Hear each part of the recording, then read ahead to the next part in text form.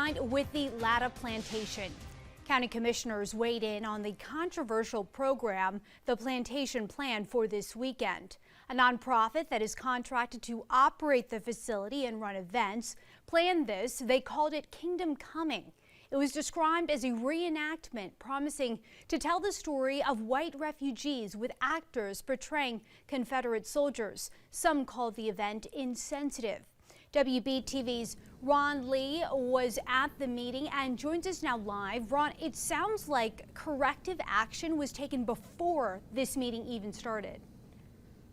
And very quickly, Dee Dee, the Mecklenburg County Parks and Rec director got up and addressed the board and told them he was letting the contract with Latta Plantation Incorporated expire at the end of next month after they shut down the original event that caused so much controversy. Many people on the board seem very happy about that decision, and they say they want to make sure this never happens again. Who wrote this up, who decided to have it, who was the mastermind behind it. It was swift condemnation by commissioners Tuesday night, and even a little swifter action taken by Parks and Rec. We are not in a position to renew our agreement going into the next calendar year. Calls for a deeper dive and looking at programs all across the county, not just Latta Plantation. And examining all of our departments, rooting out systemic racism.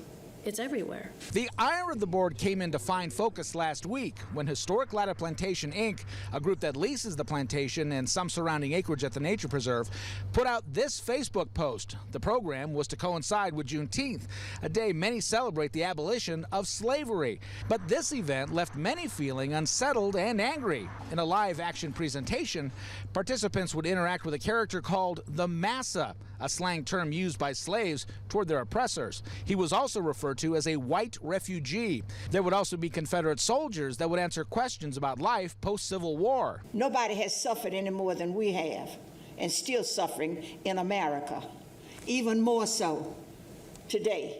When the county got wind of the program, they immediately shut it down. It came to our attention, and we were able to address it immediately. The county alerted Historic Latta Plantation, Inc. that they were going to allow the contract with the organization expire as of next month. The group they've been working with since the late 70s. Lee Jones, the Parks and Rec director, says this wasn't the only questionable program the group was planning on putting out. One is a camp for young Confederate soldiers that they want to have young kids do. Commissioner Vilma Lee described the pain many feel over an event like this. So it brings back a lot of hurt, and it rubs us the wrong way. Now, board members tonight saying they'll be taking a much closer and more detailed look at any agreements they sign in the future. Live at the Board of County Commissions, I'm Ron Lee. WBTV, on your side. Ron, thank you. Also new at 11 is Charlotte.